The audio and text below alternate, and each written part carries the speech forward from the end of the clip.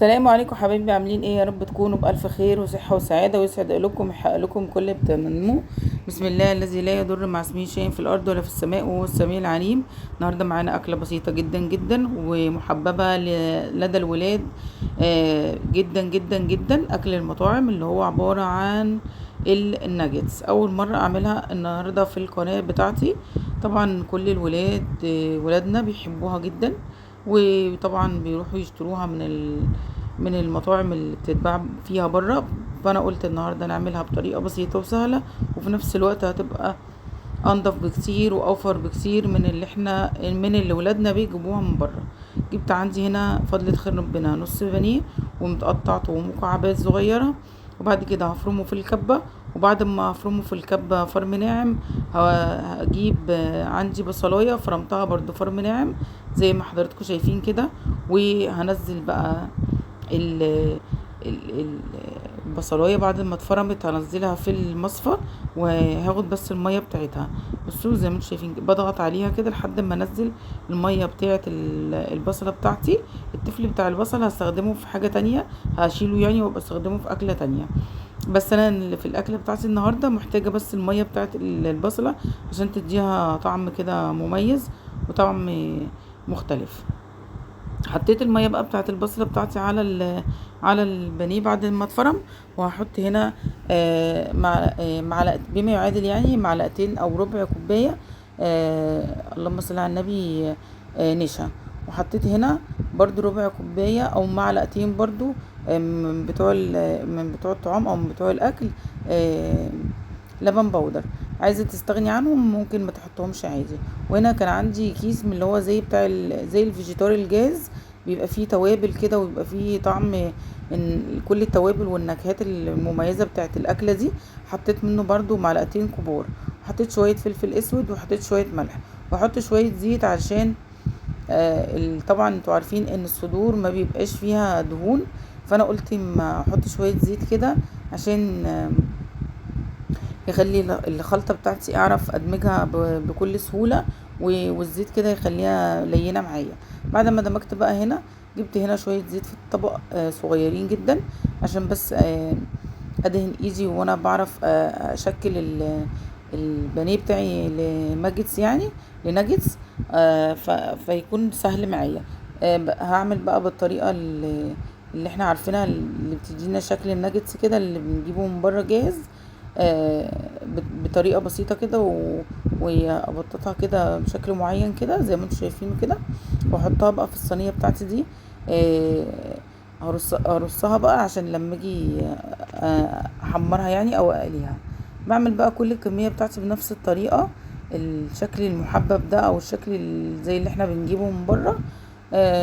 طريقه سهله وبسيطه، وطبعا بتبقى انضف بكتير وبتبقى افضل بكتير واوفر بكتير. خلصت بقى الكميه بتاعتي، بس ما شاء الله نص كيلو طلع لي كميه حلوه، مش بسيطه يعني، تكفي 5 افراد. وهنا قلت ما اسلق شويه مكرونه جنب الاكله البسيطه بتاعتي النهارده دي. فقلت بقى هنقل بس المكرونه على العين اللي ورا دي عشان احمر بقى الناجتس بتاعي في العين اللي قدام. هنا بقى جه عندي آه، بقسماط، فرمتها فرم خشن يعني مش ناعم قوي ولا خشن قوي. وحطيت بقيت كيس المكونات بتاعت الفيجيتار الجاهزة دي. وهنا جبت شوية لبن هحط فيهم بقى الناجتس بتاعي، وبعد كده هحطه في الفيجيتار عشان لما اجي احطه في الفيجيتار لازم نحطه في شوية لبن الاول. ممكن تحطيه في بيضة يعني، تفقشي بيضة وتربيها شوية كده، وبعد كده تحطيها فيه. بس انا بفضل اللبن بدل البيض. وهنا حطيت طبعا الزيت لحد ما سخن، وبعد كده ضفت الناجتس بتاعي بعد ما حطيته في الفيجيتار. حطيت كمية ولا كبيرة ولا صغيرة عشان بس ما تخليش الزيت بتاعي يعني درجة حرارة الزيت تبرد من كتر الكمية اللي انا بحطها. فانا حطيت كمية وسط علشان في نفس الوقت الزيت بتاعي يفضل سخن معايا، وفي نفس الوقت تستوي من جوه ومن بره. وخليه النار على متوسطة عشان تستوي من جوه زي ما هي بتاخد لون من بره، ما تبقاش واخده لون من بره ومش مستويه من جوه. طلعت بقى اول طاسه معايا، هكمل بقى بقيه الكميه بنفس الطريقه. وهنا بقول لكم بصوا يعني مقرمشه ازاي، اقسم بالله كانت مقرمشه. وفي نفس الوقت كنت انا اسفه طبعا، يعني نسيت اقول لكم على المكون. حطيت شويه بيكنج باودر، ربع معلقه كده، بيخليها هشه من جوه وطريه وجميله، ومخليها في نفس الوقت ما تكشش. بصوا بقى من جوه جميله ازاي. وهنا بقى قلت اما اعمل شويه المكرونه عادي، طريقه المكرونه كلنا عارفينها، سهله وبسيطه. حمرت بقى حته توم، وبعد كده ضفت معلقتين صلصه معلبه.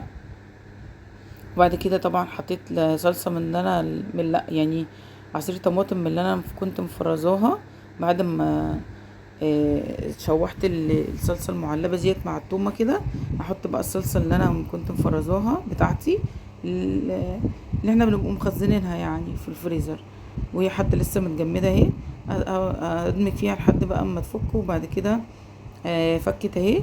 هنزل بقى المكرونه بتاعتي في قلب الصلصه، وادمجها بقى واقلبها. وطبعا دي كانت طريقه سهله وبسيطه جنب المكرونه، يعني سهله وبسيطه جنب اللهم صل على النبي، جنب الناجتس بتاعي النهارده. وبصوا المكرونه بقى حمرها وجمالها، بألف هنا وشفا يا رب. طريقه سهله وبسيطه واكله سهله وبسيطه، يا رب تعجبكم وتنور رضاكم.